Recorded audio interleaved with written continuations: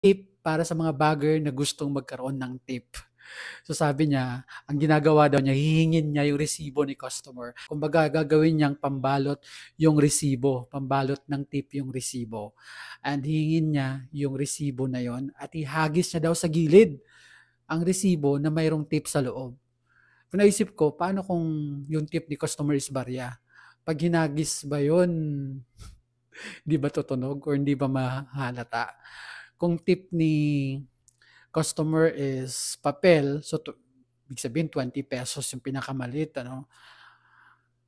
Pwede siguro. Hagis daw niya sa gilid tapos during break time, sa kanya kukunin yung hinagis na yon.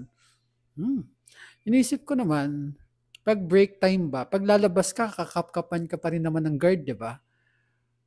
Ay, hindi ko alam kung ano yung exact process o ano yung proseso dyan sa supermarket. Pero, pwedeng mag-work to.